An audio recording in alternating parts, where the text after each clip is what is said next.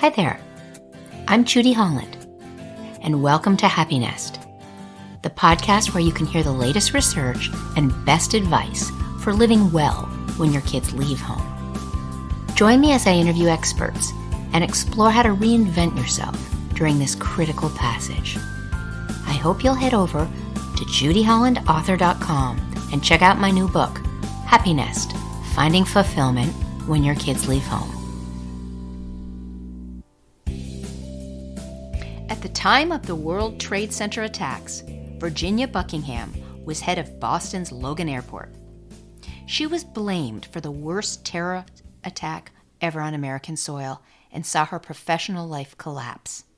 But Virginia was able to rebuild her life and career and learn valuable lessons along the way. She writes about her journey in her new memoir, On My Watch. Virginia says that she found that showing and receiving compassion and empathy made all the difference.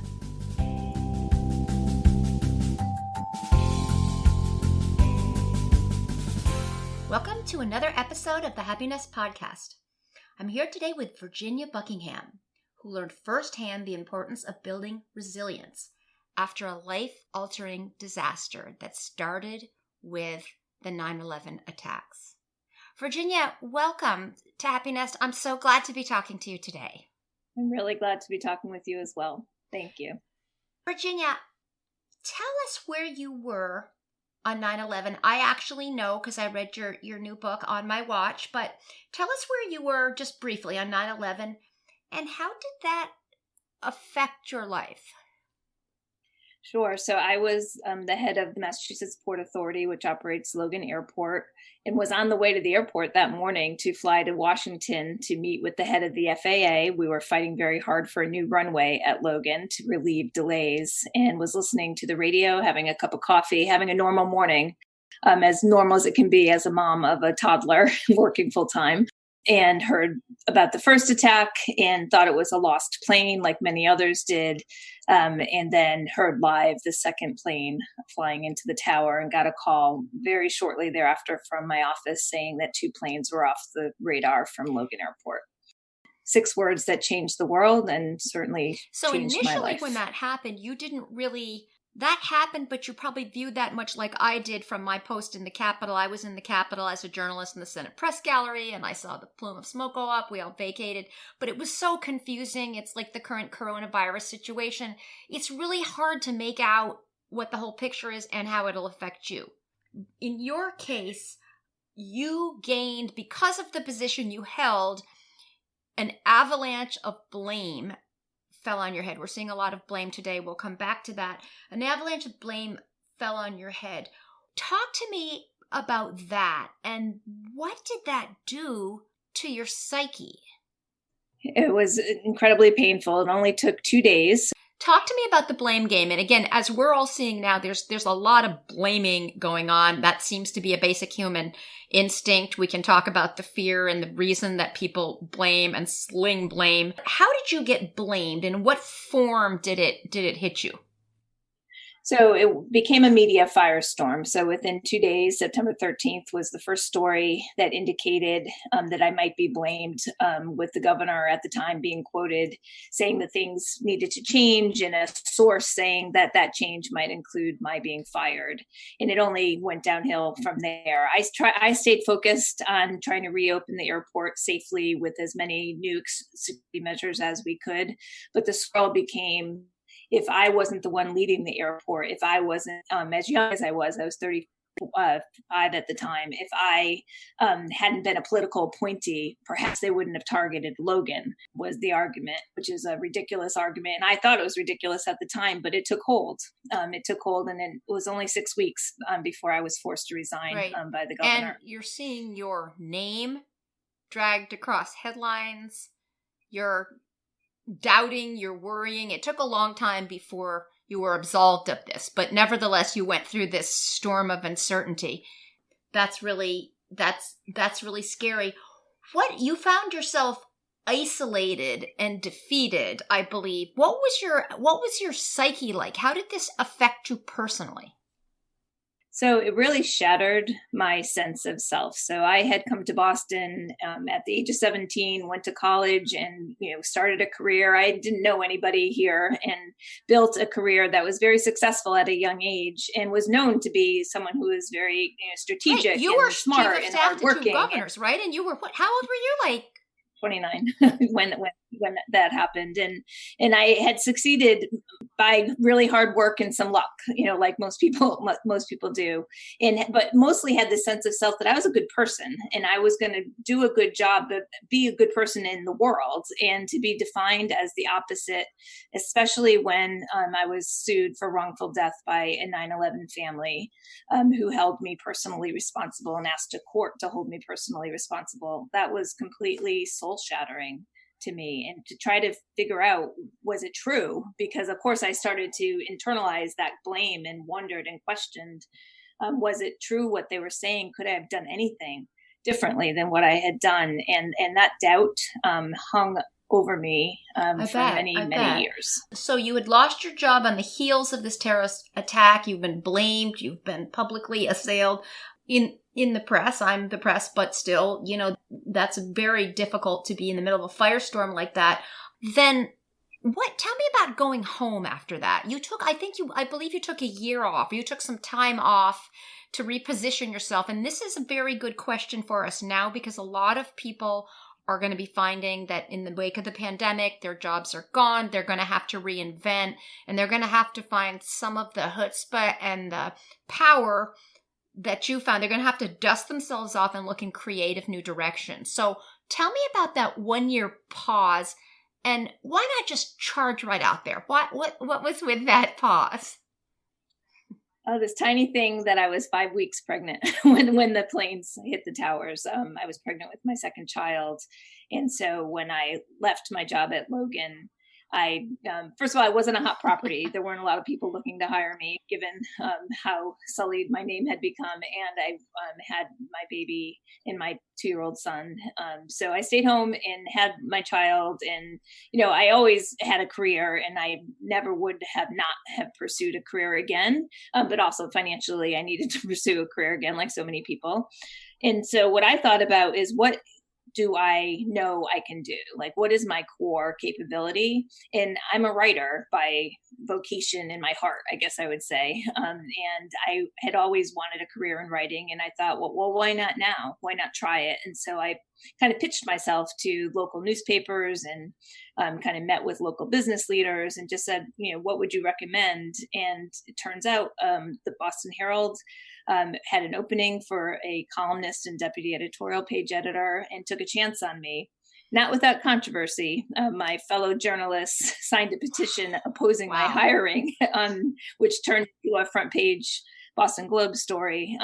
And that was unfortunate. That kind of another little blow. I got through it. I put my head down. I worked really hard, and I absolutely loved being a journalist, as I'm sure right. you And do. I do. I can never give it up. It's part of my life. And unfortunately, I go out to dinner, I was going out to dinner before all this happened, but I will go once again. But I meet people everywhere, and I have to actively turn off the interview because I'm so interested in what everybody says. It just puts me in a gear, and my husband reminds me that I should not be in that gear because I'm not actually working. But I think that, that becomes part of us. But what I want to dig down into Virginia, how did you muster the power to get up and fight past this? I mean, you get yourself a journalism job. You've been back down. You got 2 little kids. And you're on the front page of the Globe with journalists saying we don't want her to come because she was in head of Logan when those planes left, right? How do you push past that? I mean, you had to. You needed to get another job, but just how do you, without negativity, without frustration, without too much anger, how did you do that?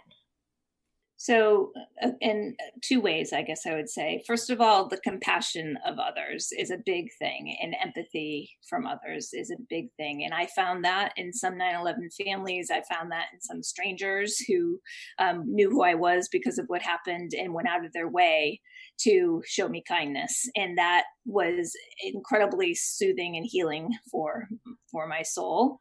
The second way is not quite as healthy, in that many people who deal with something so painful really push away the enormity of the feeling just to get through their life, right? And so that's what I did for a long time, is I just pushed away the power of the pain and blame and trauma that I was feeling, just to be able to excel in daily life. And it took many years for me to allow those feelings to come back and kind of look at them and experience them. And I learned, if I was going to push away one part of myself, then I was pushing away the good parts too. And I had to allow myself to experience the pain of what happened, and in that way kind of live a life more fully. I use a phrase in the book called, moving forward versus moving on. And so many people told me for years, just move on. It was just politics, get over it, slam the door. And that never resonated with me, because it didn't seem possible. But what I learned is I could carry the experience and be cognizant of it as a foundation of who I was becoming. And that was moving forward to me. I mean, it might be a little semantic. It might be semantics to some degree. But when I think of move on, I think that perhaps you don't fully learn from that experience. But when you move through something like that kind of really mindfully, and it's like processing grief. It's like when somebody dies, you have to actually work through those feelings. But despite the pain, there can be something brighter. There are gifts to communicate to others. There's new resilience, but you can't just go. You've got to process it and then try to pull the good from it. And that's so true. And my story isn't wrapped up in a neat little bow. For those who read my book, it doesn't end with, oh, here's this huge triumph of this woman who went through this hard time. No, I will carry it and deal with it and parse the lessons of it forever. It's not something that you leave behind you, and that's okay. It doesn't mean you can't have a life of meaning and joy. I have found that I can, but does not mean I slam the door. Right. I mean, that's going to stay with you, just as it stays with me as a journalist who interviewed a lot of people who lost others. Let's talk about that downtime, because Virginia, we're all in kind of a downtime now. I mean, maybe we're working, many of us, but we're in a downtime. What were the benefits of that downtime? And again, I'm constantly looking as a journalist and as a commentator for the silver lining of the downtime we're in now. What about the pause, the stepping away, the downtime that you allowed yourself, both in that year before you went out and worked for the Herald and afterward? What are the benefits that we can pull out of a downtime, a stillness, a cut in the busyness of life? So I would say I've learned that more later than I did immediately after, because I was still pretty blown up in my heart and soul, and I had little kids to deal with. So the downtime didn't come to me until I was able to hear my own voice and take a step back from the situation and look at it a little more objectively and quietly than I could in the midst of the tumult. So I'd say the reflection for me came later, but it was very important and remains important to have kind of that right. Actually, distance. I've had 3 kids, and I know that there isn't a lot of peace with a new baby and a toddler. Absolutely not a lot of downtime. But later, over time, you process all of that. Talk to me. Give me a definition of resilience. From all that thinking that you've done, what is resilience? And again, a lot of people are going to have to be resilient now, because so many people's jobs are going to, they're going to have to reinvent in other ways. They're going to have to find new directions. They're going to have to, some of them, invent their jobs, as some of us do. How do you define resilience? For a long time, I felt like I was failing at resilience and failing at being stronger. And I felt a lot of shame around that, because our culture is so much about, oh, what doesn't kill you makes you stronger. And I never felt that way, and had to really understand for myself that resilience does not mean that to me. Resilience isn't what doesn't kill you makes you stronger. Resilience is recognizing that, like a bottle thrown into the ocean, I use the metaphor of sea glass that is tumbled apart in the tumult of the waves and becomes this beautiful, sparkling piece of glass that is still of value and still brings meaning and joy to people. That's resilience to me. Changed forever, but still of value. Okay. And again, to dig down, how did you identify your next path? Because many people are going to need to do that. In my book, Happiness, Finding Fulfillment When Your Kids Leave Home, I talk to a lot of people in the second half of life who are reinventing in different ways. You know, my ambition at 20, at 40, at 50, and now I'm 60. I did all of that very differently, and I identified my paths very differently based on my priorities. Now I'm striving more for altruism and for giving back and for finding fulfillment through offering my skills, but also finding a way to monetize them and so forth. How did you identify your next path? I think you're at Pfizer now, right? Right. It's a big change. It was a chance. I took a big chance, and I left journalism, like unfortunately many do, because financially it's very hard to sustain a life. So I left for the private sector and kind of saw a path where I could use my strategic skills that I had built in politics, and I could use my writing skills and communication skills.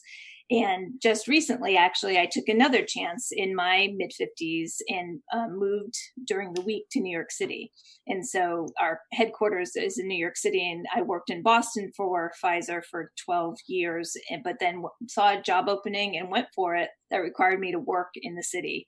Huge change at age 54.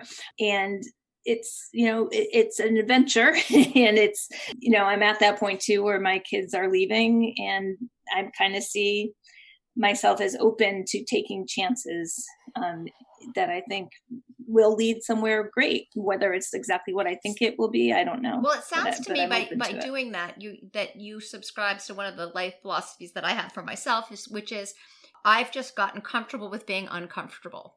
If I pinch your arm, Virginia, and I keep pinching it, after a while, you won't feel the pinch. And I think it's a little bit like that when we keep taking chances, when we write a book, when we put our life out there, when we speak, when we broadcast, when we do things in the second half of life that are bold like that.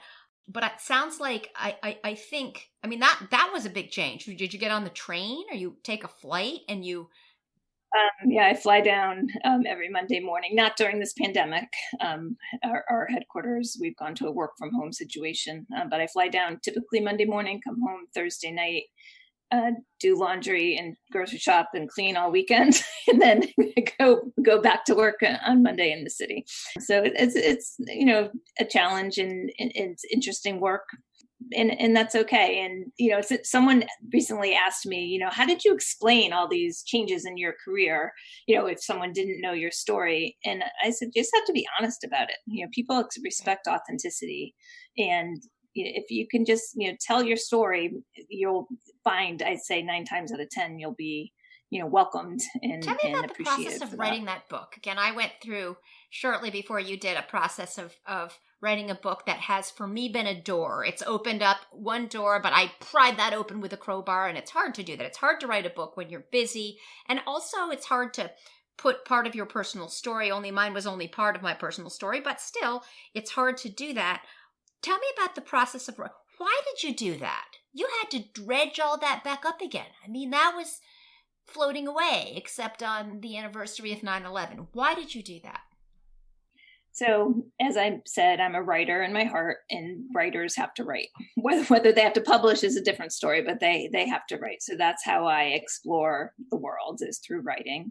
I started writing the book a year after 9/11. So it was a very different story. It was the first go at it was what that first year looked like. And then the second go at it was what the first 5 years looked like. And things kept happening in my life, such as the lawsuit sadly kept continuing, and the impact that had over 10 years. I would meet families of 9/11 victims who impacted my life dramatically.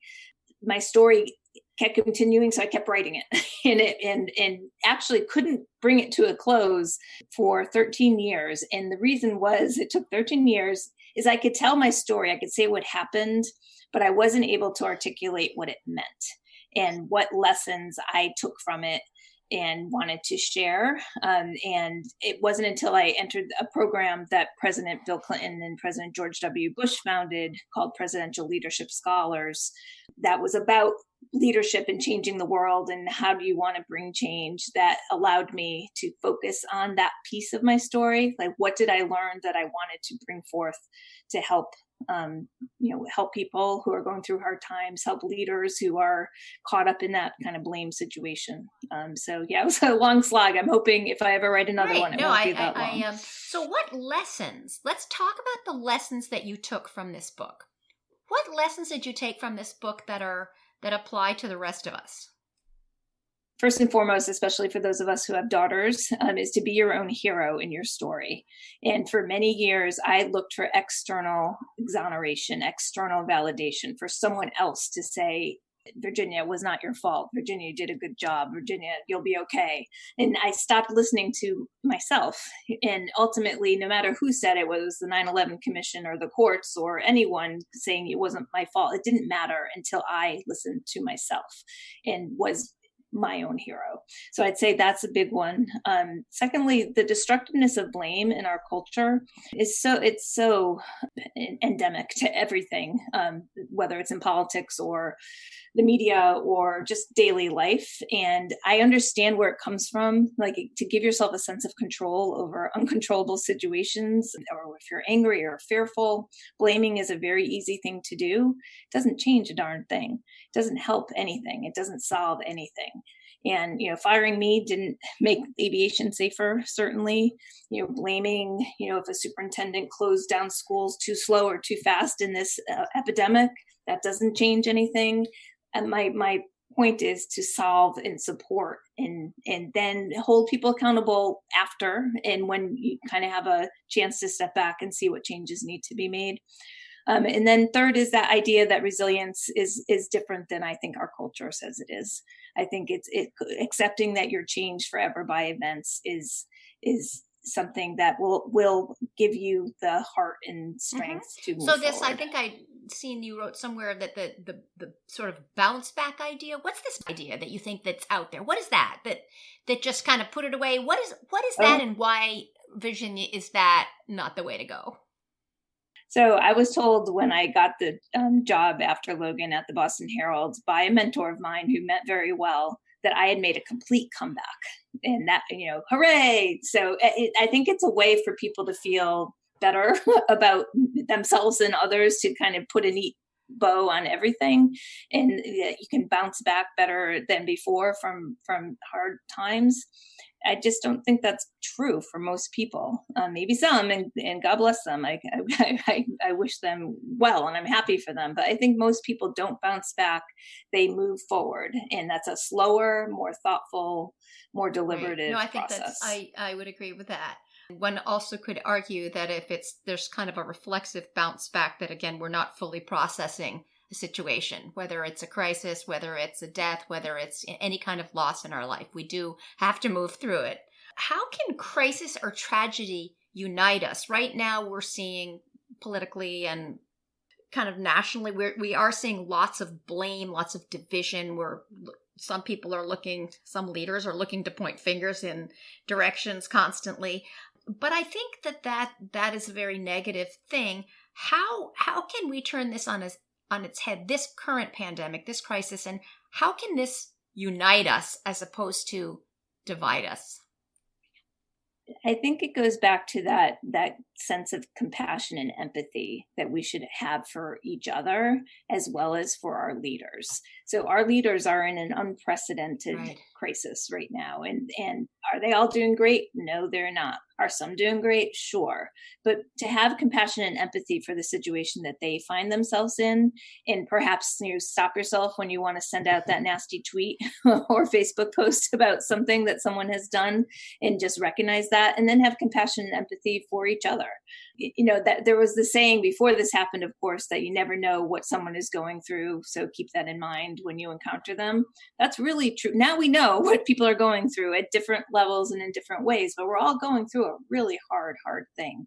And I think that sense of compassion and empathy is a way to bring us together. And you've taken some of these lessons, and again, sort of on a corporate level, you're looking to apply them, but also just to help others be better leaders and help all of us in general. I mean, I'll never be in a corporation, but I think there's a good lesson in that we have to stop and realize that you're not really in somebody else's shoes, and maybe we don't understand how difficult some of these decisions are. I think that's right. And I also think if you're in a leadership position, no matter in what capacity, whether you're the head of a grocery store or the head of a school or the head of a state, to stay focused on the goal and the task at hand and not let that swirl really affect you is a really hard thing. But I did do that after 9/11 because I had to make sure our airport was reopened safely. And I had to make sure my team felt that they could focus on their work because I was focused on mine and not being dragged into the swirl. And I think that's an important thing for leaders to hold on to. Virginia, how do we best support others during this crisis? How do we pass on resilience to others? Again, I just got off a CNN interview where I was talking about coronavirus boomeranged young adults, because I have 3 of those. And a lot of what I do, I focus on my writing and my podcasting and everything that I'm doing, but I'm also focusing on modeling resilience, creativity, constantly turning over new stones, because I think just subconsciously that's good for my kids too. How do we support others? How are you supporting your kids? Have got to be really frustrated in this crisis. I mean, many of them that are in the workforce or about to go in the workforce are seeing a very different reality. So how do you buoy them up, and how do you pass some of the resilience, your hard-earned resilience, how do you pass that on to the next generation? So I have a senior in high school who's missing her graduation and her prom and all the fun parts of high school. So I feel that very, very deeply. And I try to meet her where she is. And I think that's a good general way to go about it is don't dismiss what's happening. That, it's just high school graduation and you're going to have college graduation. And, it's not that bad because you're not sick or your family members aren't sick. And kind of all that relativism it's our way of trying to make people feel better, but it actually makes them feel worse, I think. So I try to meet her where she is, meet other people where they are, be empathetic to how they're feeling, and not be the preachy, look at this other bigger picture. Just my story, I hope, is one that says you can get to a better place from a really bad place. You can, and it takes time, and it will happen. But I don't tend to insist that people see that right away, because that's a hard thing to see in the moment. So wrapping up, Virginia, top tips off the top of your head for resilience, for reinvention. Again, that's going to be a big theme in this country for a few years. The course of history, we've had a series of crises followed by awakenings and more crises and awakenings. And so we change kind of the whole psyche of humanity through some of these big events. But this is big and it's kind of hard to see through it for a lot of people. What's your advice for your girlfriends, for your kids, on being resilient, plowing through this, being helpful? Because this is a very uncertain and difficult time. I think it's both take your time, take a breath. Don't expect everything to be better tomorrow or next week or next month. It's going to take a long time. So take your time. And then, I think if your job is affected, and you have the opportunity to kind of reflect on, is this the path I wanted to be on anyway? Perhaps there's a different path that I wanted to follow and never did for whatever reason. And perhaps this is the opportunity to do that and take that chance. No, I think that's right. Take that chance if you can, but look back into your past. I also have writing in my veins and was writing little books when I was 4 and stitching them together with yarn instead of coming for dinner on time. It's just something that seemed very important to me. So yes. It kind of nagged at me through my life. So I turned around 2 years ago, sat down for 5-6 months and wrote a book because I just needed to do that. It was important for me. So I think probably, well, not everybody's a writer. People have all kinds of talent and possibilities. And maybe this is a chance for some people to unearth those, to kind of quietly realize what those might be, and perhaps lead more fulfilling lives. It's not always that easy because you can't necessarily jump into a field very different from where you've been. But I think that I think that makes sense. Thank you so much. And again, your book, On My Watch, is a memoir, and it's just out or about to be out? Was out in mid-April, so it has been out for about a month. And thank you so much, Virginia, for all your lessons and your help. And I wish you the best. Thanks for the conversation. Thanks for tuning into my Happiness podcast, where we explore how to get the best out of the empty nest. I hope you'll subscribe, write a review, and reach out to me on Instagram, Facebook, and Twitter. Check out my website, judyhollandauthor.com. Have a great day, and remember, make it happen.